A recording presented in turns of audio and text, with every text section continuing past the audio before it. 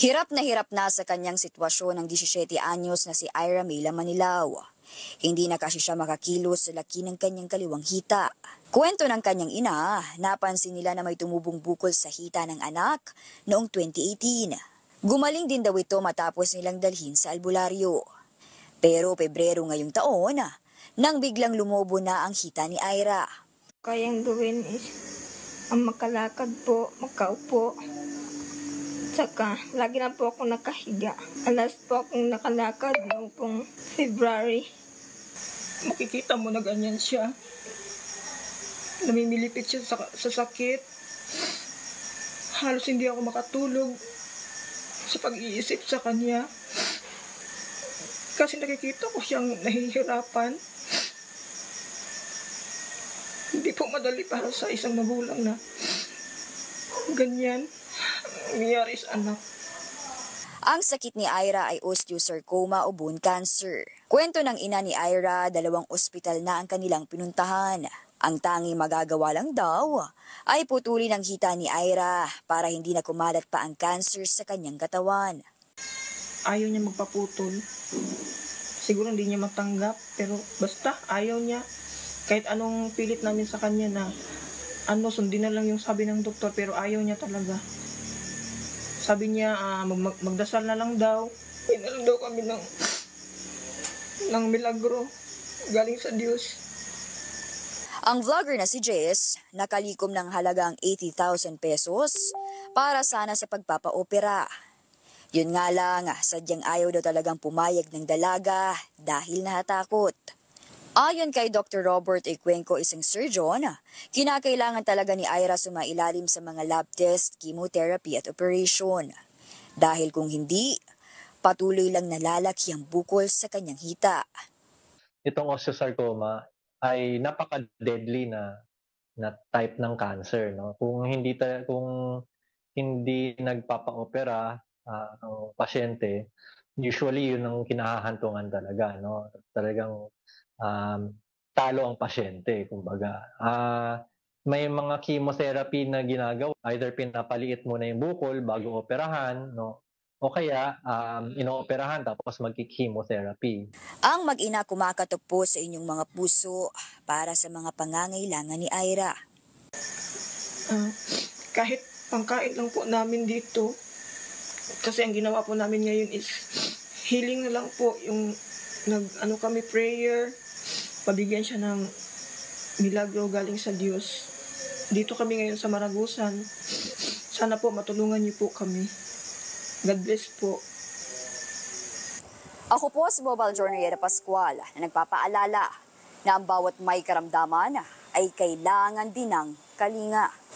Literal na pinatumba ang mga bahay na ito sa bayan ng Bagamanok at San Miguel sa lalawigan ng Catanduanes. Catanduanes ang probinsyang unang sumalubong sa hagupit ng Super Typhoon Pepito.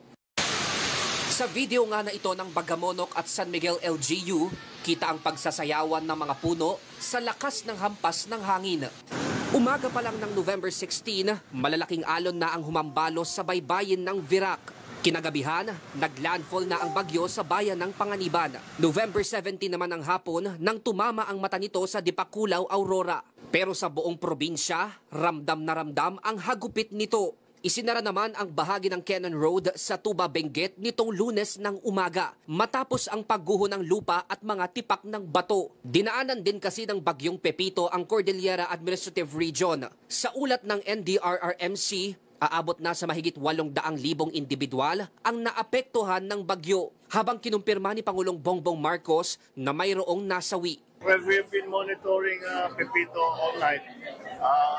Unfortunately, I'm sorry and saddened to report that meron tayong casualty na isa sa Cam Norte. Sa tala ng Pag-asa, pang-4 na bagyo na ngayong Nobyembre ang Super Typhoon Pepito at pang-5 na sa huling 4 na linggo. Aminado ang ahensya na hindi ito karaniwang nangyayari sa bansa. Paliwanag nila, bukod kasi sa hindi pa nagsisimula ang amihan season, nagsunod-sunod ang pagtama ng mga bagyo dahil din sa nagbabadyang La Nina. Meron kasing warming o pag-init po ng dagat dito po sa malapit po sa Pilipinas. So tuloy-tuloy po yung pamumuo po ng sama ng panahon ng East of the Philippines at tinatawag po nila yung La Nina-like condition. Pero kahit nakalabas na ng Philippine Area of Responsibility si Pepito, makakaranas pa rin daw ng pagbugso ng hangin at mahina hanggang katamtamang ulan sa Ilocos Region, Abra at Batanes dahil sa buntot ng bagyo. Pero heto, makakapagpahinga raw tayo hanggang sa susunod na linggo dahil wala mo ng bagyo ang inaasahang makakaapekto sa bansa. Walang signal ng mga cloud cluster or low pressure area. At wala rin pong possible weather disturbances na nakikita from the time na inisyo po yung TC threat potential from this week to next week po. Dagdag pa ng pag-asa, posible rin daw na magsisimula ngayong linggong ito ang northeast monsoon o hanging amihan sa bansa. Ang panahon kung saan mararanasan ang malamig at tuyong hangin. Mobile journalist Francis Orso po, hatid ang mukha ng balita. Malalalim na hukay, mga kalsadang nakasara, siksikan ng mga sasakyan at pag-iwas ng mga taong naglalakad. Ito ang maoobserbahang lagay ng ilan sa mga kalsada sa Maynila tulad sa kahabaan ng Ramon Magsaysay Boulevard, Bacood, Santa Mesa at Sampaloc, Manila na tila ay sunod-sunod ang mga road constructions, drilling operations at pipe laying works. Batid ng mga lokal, magiging pahirapan ang pagbiyahe sa paparating na holidays dahil sa mga ito. Ayon naman sa Department of Public Works and Highways, mahaba ang proseso bago masimulan at matapos ang mga ito. Kasama na rito ang bidding process sa gobyerno at pagkuha ng permits, work clearances at approval sa mga otoridad. Kaya mayroong delay sa target completion date nito na nakatakda sa February 2025. Dito kasi sa drainage along Magsaysay Boulevard ay kailangan pa kaming kumuha ng work clearance sa LRTA at saka sa PNR po.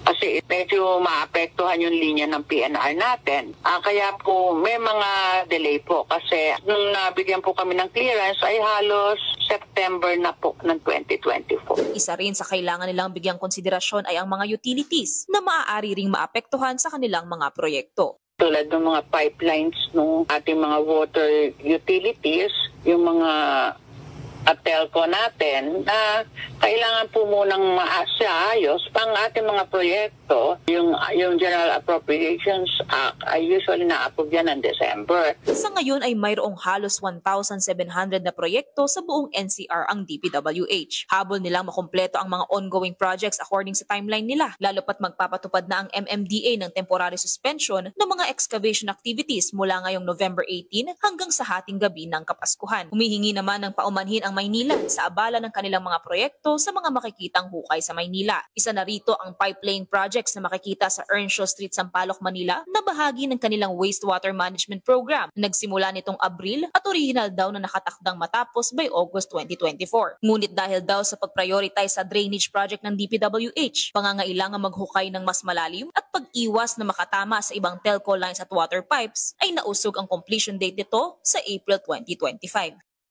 Palaging napapalaban sa heavy traffic ang mga motorista, may construction man sa kalsada o wala. Kaya paalala sa mga biyahero na magbaon ng maraming pasensya at isipin ang kaligtasan ng lahat sa daan. Mobile journalist Marymon Reyes po, hatid ang mukha ng balita.